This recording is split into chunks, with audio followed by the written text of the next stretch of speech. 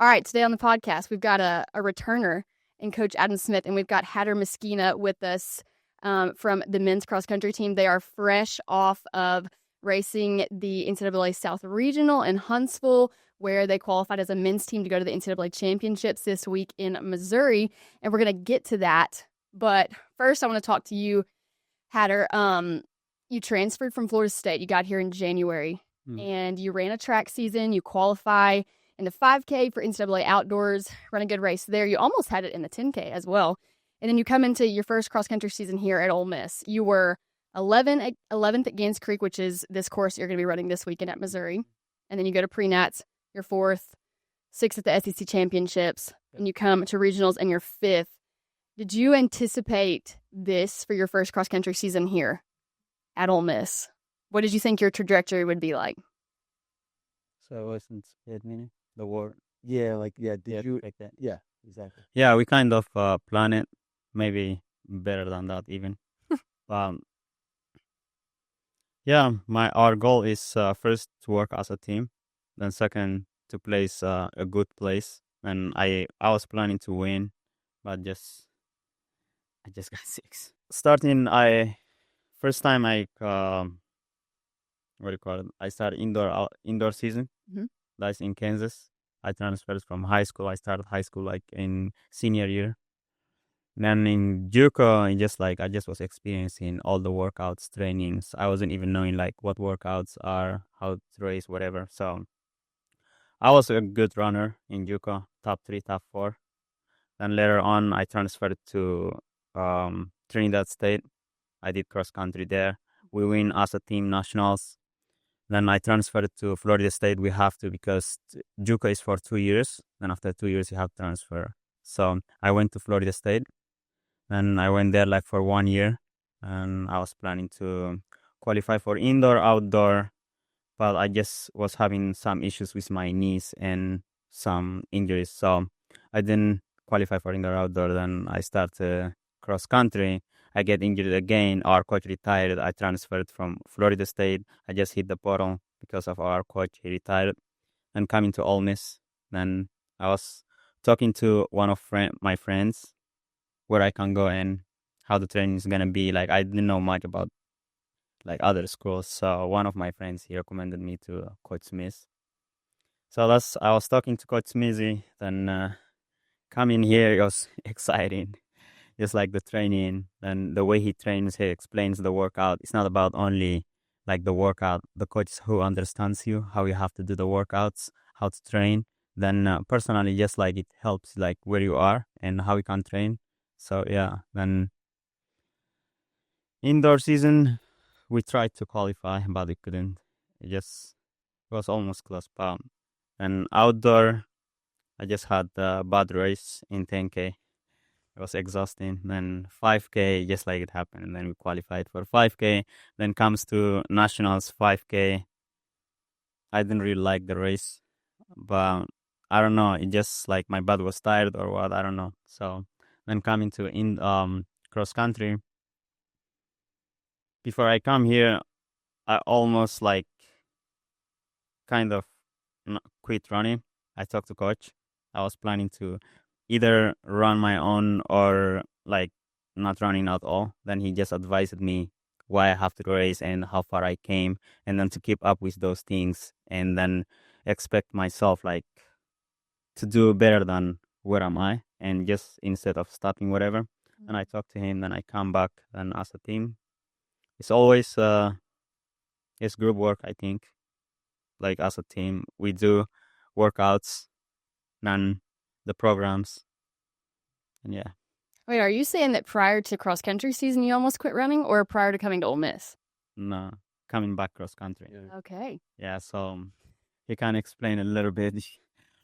Because like I just was saying how good runner I can be and how long it's going to take and what is the contract's going to be, all those things.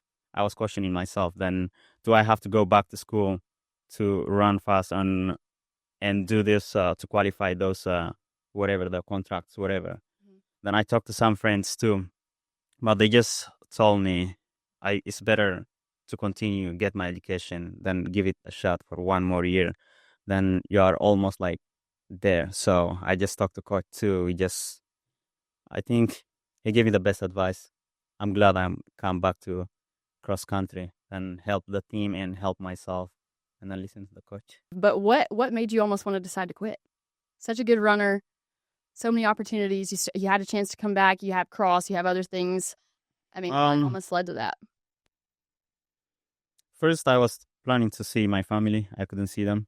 That's Mhm. one thing. I was wanting to see them. Then the other thing is to see the contracts and how much people work, like in a year. Like the contracts of people, if you see like 60, 70, maybe $50,000. And we're talking And I about was, running contracts. yeah, For the contracts. viewers. Yeah. Uh-huh. Yeah. Even though I was a good runner, I just don't want to be like just a good runner if I'm not finding out like what I gonna do for the future.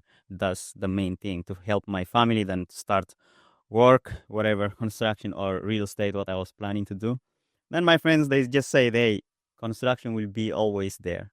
Yes. So running, you will not. Then the average of the people where you are, you work for 4 5 years, then you just want to quit. In those feeling just comes and goes. So you Mhm. better follow what your coach says, and then the team, the friends too, who I was talking to. So they just supported me not to.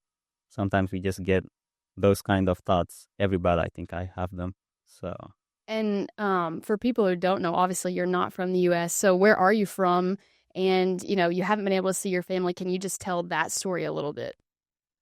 my country, I'm from East Africa.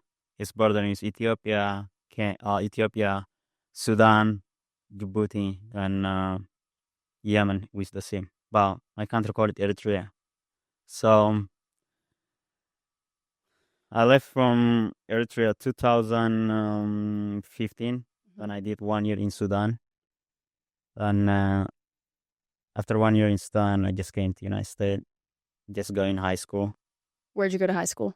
Statements is in Chicago. Uh-huh. My dad did visa, then we came to Chicago, and I went 4 years high school, and I started running in senior year.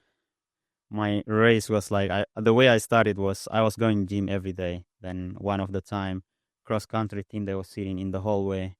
Then I just asked them like, "Do you guys want to race?" And I said like, "Yeah." Just we went to the hallway. Then I beat them. They said like, "Oh, let's go. We can beat other school. You can race with us." I didn't believe myself. I just said like, "Nah, I beat you guys." That means like there is way better than me. Other teams or friend like groups whatever can beat me. So these small schools, so whatever. Well, it wasn't small school. Like it was 5,000, 4,000, I think. Then the coach he just told me, just try one shot. Just trust me. Just go with us. Then I win all of them, like indoor, outdoor. No, sorry, it was indoor. Then I raced 1 mile, then 2 mile, I think. Then I win all of them. Then we was planning to go nationals as a team. Then coronavirus come. Then everything shut down. We didn't go anywhere. So I just was listening inspiration videos or personal development videos. They just was saying, if you are good at something, you will find somebody gonna hire you. So just train yourself. If you work on yourself, there is things like you can improve, then you will find a way to get contract or whatever. So I was running myself every day. I just was going to school, then running, then senior finish, then I work 1 year like construction. Then I was training 5 a.m. to 6 a.m. I just go and just run hard. It's not even the program. I just like every day I just go hard. Then I wasn't even knowing like about Division 1, Division 2, or JUCO. One of my friend, when I was talking to him, he said like there is divisions you can run with, and there is one Eritrean guy you can talk to him whatever. Then I talked to my coach from Kansas. He gave me his numbers whatever. I just talked to him. I didn't even know about scholarship. I didn't even know like schools whatever. I just came walk in, Yeah. and I didn't know even about the financial age. Then I just started knowing and experiencing the colleges and running wise programs. So yeah, So you've got family in Chicago, but you still got family at home in yeah, Eritrea. yeah, yeah. I have two my sisters, my dad, my uncle. I have some families. Then back home, the same thing. My sister and my mom. And how long's it been since you've seen them? Almost 10 years, I think. Yeah, since 2015. 2016. Yeah, Wow. yeah. Well, what a cool opportunity that you've had to be able to kind of have a different trajectory in life. So, Coach Smith, what did you see in him out of the portal that you wanted in an athlete here at Ole Miss? Yeah, so like he touched upon, when Coach Brayman retired, he was one of the first guys I called when Hatter was on the portal, and Hatter had some really good really good track times, and then last year at Nuttycombe, I think he was, what were you, 16th, 17th, 18th, something like that at Nuttycombe, which 17. is basically it's basically a pre-nationals meet, and so it was like, okay. It was a pretty good showing, and then he had run, I think, 28:42, I believe, on the track at the time, and 13:44 maybe. And so I was like, okay, I can work with this. And we had talked a little bit, and he had mentioned that he would go hard a lot, hard, and he also mentioned he had been injured a lot. And so I would say if I have a feather in my cap, it's knowing how to kind of conservatively be aggressive, if that makes any sense. Mm-hmm. And so I was licking my chops when we could try to get a hold of this guy, and so. He trusted us to come over here, and I'm glad my guy's still here. So, he's had an unreal season. He's really hard on himself, holds a really high bar, and if he doesn't win, it's a fail in his mind. But he's been a low stick for us all year, and so we got one more race this week. Do you feel like he's exceeded your expectations as an athlete, or are you thinking this is exactly what you expected? I would say he's been very, very, very reliable. I don't think we've touched his limits yet. I think that he's going to have a really good year. I think we've asked a lot of him. He doubled at the SEC meet last year in the 3 and the 5. Scored in both. Came back, doubled again in the 5 and the 10 outdoors, which is a really, really hard double when you're trying to get ready for regionals. But it was a big ask for us, for our team, because we knew we could be pretty good. And I think we were 3rd indoors and 5th outdoors.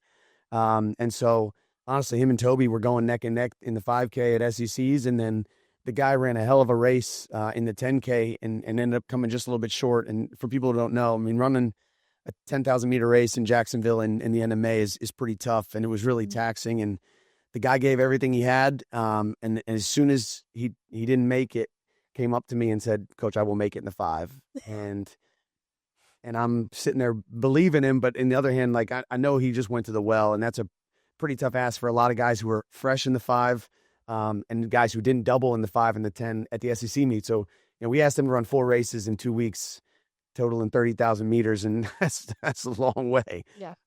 So to come back and make nationals in the 5 was really just something that I was really proud of as a coach. Really happy for him, because we had a big hug afterwards, just being like, we made it. We made it. And so, how important that is to me, and having those connections with my athletes. And so that was just a really, really cool meet. And I know he was a little bit bummed at nationals, but we asked him to do a lot in the previous 6 weeks. And so he's going to have another shot to do it this year. And I have had the privilege of, obviously, I watched both of those races. I wasn't able to be there, so I was watching them. And I have even heard Hatter say, like, running is not fun. Like, it hurts, it's painful.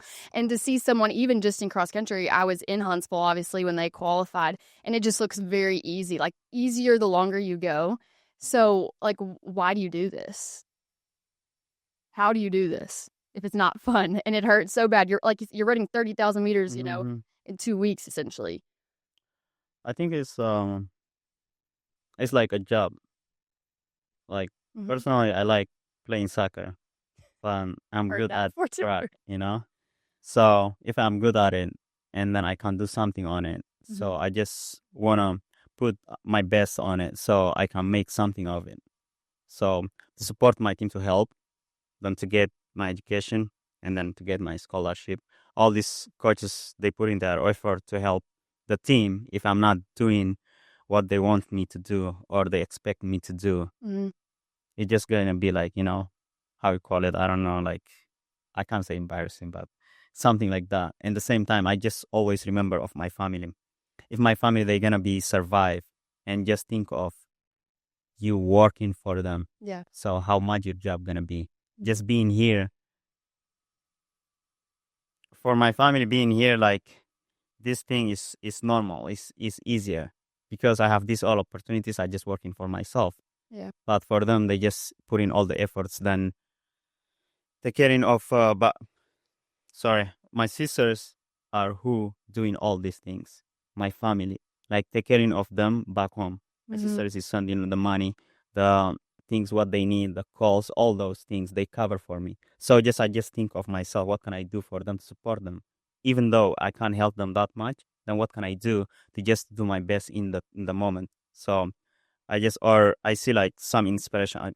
There is one guy who I like, his name is Habib Nurmagomedov, whatever. He's UFC fighter. Then he says, life is short. So how much you gonna train for? 5 years, 4 years? Try to do his best every day. So in the past years, I was doing my best, but this semester from now on, I have like a limit of a year from this cross. I just want to figure out, can I be a runner? So then doing my best every day. Like, we just overwhelm it sometimes. We just think of it too much, but it's not about the thinking or just like overthinking it. It's just like doing the daily things. Yeah. I just, when I sleep, before I was saying myself, oh, why I run slow or why I didn't hit the PR. And I just ask like, did I do the stretching, core, bends, all these things, the hot tub, cold tub? Then I figure out I didn't do them, all of them. So I say like, stop complaining. So you didn't do these all things, then how you expecting to do those? So I just start doing journal again and saying I'm gonna do these all things, then I will see myself how much I can improve.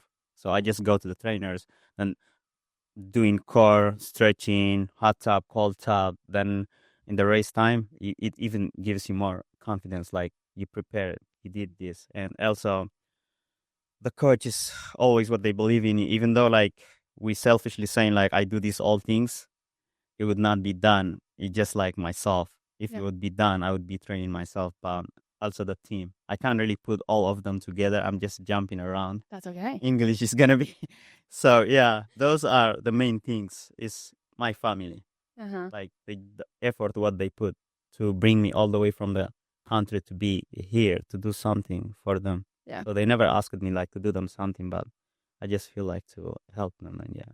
Mm-hmm.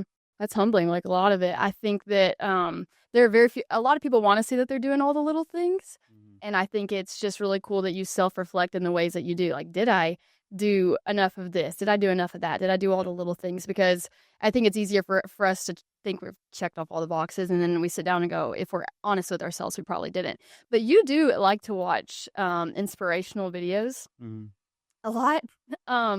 When do you do that? But pre-race, do you do it before workouts? What are you watching? If people see you on your phone watching those kinds of videos. It's crazy. Until I go to the race, I use my headphones. Even like, it just reminds you. Just imagine of thinking the inspiration videos are preparing you. The people who speaking to you. It's just like when I go from the hotel or about to race or about to work out, I just want to put my headphones. I think for some people it's a little bit disrespect because you have to communicate with them, even though you are not gonna talk, you're gonna focus. Like you just have to be like this out of your headphones. I really thoroughly respect all the people. I stand against them or anything. And the headphones is just like the thoughts what you want to listen and who is speaking. So you are connected. Your mind is connected. Who is speaking? You choose who you're gonna listen to. So those people they just say like, you're gonna be tough. You're gonna be hard. What are you gonna do? Like, are you gonna be quitting? How are you gonna feel it? Like, how are you gonna race? How are you gonna work out? It just like it pushes you in the zone, saying like, okay, I just walk through the race, and the people who speaking saying the pain gonna be like maybe 20, 25 minutes. In those 25 minutes, how much you can give? Yeah. Like the first mile, like I gonna feel this way. Then the third mile, you just expect the pain. Like if something is coming up, if you expect it to happen, you're gonna be like prepared for it. Do you watch the same video every time? Yeah, kind of kind of, yeah, because the people who I listen to or the inspiration videos, I don't really listen them like at the normal days. I just don't want to feel bored of them. I just watch them at the moment of the race. There is Colby Bryan, then Habib, then what's his name, George St. Pierre. Just they're on and on. Yeah. Just all kinds. Yeah. I do want to give some context because we have been calling you Hatter the entire time, and on paper, your name is Kidus. So why do you choose to go by Hatter? So Hatter is back home. My mom used to call me and my family members. There is in Eritrea, there was wars, was whatever was going on. My dad wasn't home, so it's kind of a wish. Hadr means is sure in English, in Arabic, or lazim, or is lazim even, like I don't even know how to translate it. But it's a wish, like good wish, like to my father to be safe back home. Mm-hmm. Yes, kind of, yeah. That's why I just get called by friends and my mom. Yeah. And when you reached out to him in the portal, what did you call him? The first phone call. Kidus. And what did he say? He said, Coach, it's Hatter. Which now my daughter has made into Hat. Hattie. Yeah. We call him Hattie. So, yeah. Okay, let's talk then. Let's get to the real point of this probably is that you guys, obviously the men's team has qualified for NCAA championships. The cross-country championships, they're going to be in Missouri. You've raced that course twice now, going on 3 times, very, very familiar with it. But the interesting thing, I don't even want to say interesting, the huge thing about this weekend for you all, it was kind of a do-or-die situation. Like, it was all or nothing, because if you haven't been following the cross-country season, you guys look like the men's team, probably one of the better teams in the country at pre-nationals. I don't even remember the placing. And then you go to SECs and you get 10th, which is probably not something that had been done on the men's side in a long time. And so a lot of people don't know probably what it takes to qualify, what it looks like when you're at regionals. But Coach Smith, from your perspective, can you just take me back to the bus ride home from Knoxville? I hate to do this to you, but what were you thinking? What were the thoughts? You have 2 weeks until regionals and you were just 10th. Yeah. Gabe Scales probably put it the best when we were very humbly sitting in the tent, and he said, guys, we're the same team we were yesterday. And, we had some pretty high goals going into that meet. As a coach, yeah, we were swinging for a home run there. We were trying to win it. Unfortunately, I think maybe we overdid it, whether that was some overcoaching, some overthinking. Anytime that it's an overall team blow up, obviously he ran pretty well. I know he was still a little bit bummed. He said he didn't do his job, but he was a nice low stake for us. But, anytime the overall team doesn't do very well, I got to look at myself first. And so, I took that one on the chin, and, I just promised these boys, like, listen, we're going to turn this around. We're going to figure it out, because that's all I know how to do.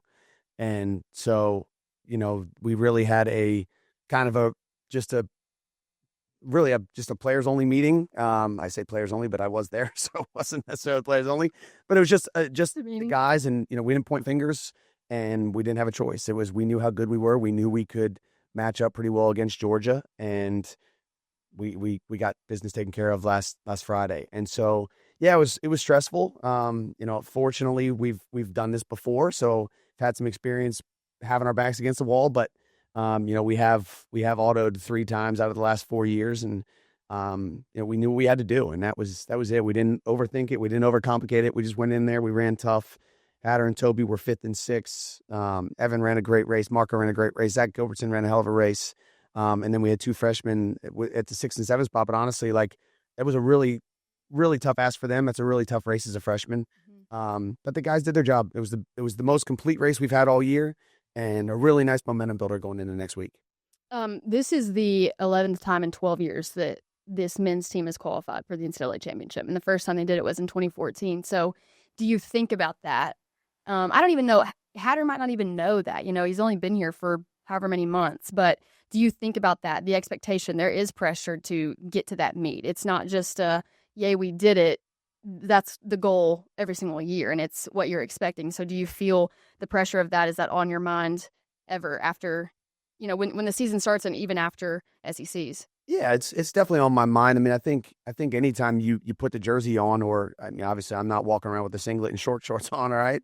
But anytime you represent the school, you want to make everybody proud. And so whether that's the alums who have been here beforehand, the people that are still here, the people that might come here in a couple of years, like, you want to make this place proud. And so I think with Hatter especially, big thing for us, like, we didn't make indoor nationals last year in his first semester here, and we kind of had a handshake agreement, like, we're not missing another national meet. And so to get there outdoors was big, and then the goal this weekend was, listen, put yourself in a spot to have one of those auto spots. If you do that, you're doing your job for the team. And so that was one thing we had talked about, and he took care of business, did that. and we had a great supporting cast around him. So yeah, our goal is, as long as he's wearing an Ole Miss jersey here, we're going to be at national meets representing the school and trying to score some points. So yeah. So for people who don't know, at regionals, you have to be top two. The top 2 teams out of, I mean, how many are there? I don't even A know. lot. There's a lot of boxes on that line. And there's multiple regions, obviously, across the nation. You've got to be top 2 to get that auto queue. It's a big queue, like we like to call it in track and field. And that is very hard to do. Our region has gotten, I should say, the South region has gotten very, very competitive the last several years, especially. And so there's a lot of stress. I got to be there in Huntsville. And obviously, it was the first time I was not on the line running. And so you are, as an athlete, everything is leading up to this. It's probably one of the best and worst days, if you make it or you don't. And there's just some stress behind that. But you guys made it. And everyone's kind of sitting around. We wait on the score. They have live results. And so Coach Smith's been checking them the whole time. He's running around like crazy. And Hatter, you were running it. And you had all these people around. And you look down. And you guys auto by it 3 points. 2 points. Yeah. And the celebration after is always really, really cool when you know it's that close. And so to see it was awesome. But for you guys, like, what was that like after you run a 10K and you gave everything you had and you were running around the course the whole time and just stressing? I wish somebody could see it. But what was that like for you guys? You want to take it? Go ahead. Both of you, but go ahead, Hatter. Always is nothing is guaranteed. Even if we was planning to qualify, whatever, you just ask of yourself saying, am I gonna qualify even? Like, am I gonna help the team? Like, there is 2 minds comes, then the other mind says like, of course, yes. You made top 4 or 5. You're gonna make it, whatever. So individually, I was believing like 100% me and Toby were gonna qualify. And at the same time, as a team, I believed that we're gonna qualify, but most of the time, like it's up to whatever. Either like first of all, it's like for me, I'm not saying like to be nice to coach. I always, even indoor, outdoor season, I was saying like I hope coach will go to nationals either with me or with Toby. Yeah. And my 10K happened, then I was saying like I will make it in 5K, but still I just come to Toby saying like good luck, like. Hopefully, coach will go nationals with you at least, even if I'm not gonna make it in 5K, because I have like very bad race. Even though I was believing myself, and even coach was believing me, I can't do it inside. Now he just said it like he was doubting it because I was having like bad race and I was feeling like whatever. Even myself, I just was saying like, how are you gonna make it? Then I just say like, okay, just go there, then try your best, you will make it, whatever. So in these nationals and this cross country for regionals, when I see like regionals, we could place it top 2, the last top 3. But sometimes race happen like that. Like I just was planning to win nationals, regionals 10K. I was planning to win. Guess what? I didn't even score points. It just make me feel bad. Sometimes things happen. Toby was having like 2 bad race or whatever. Then even the same thing.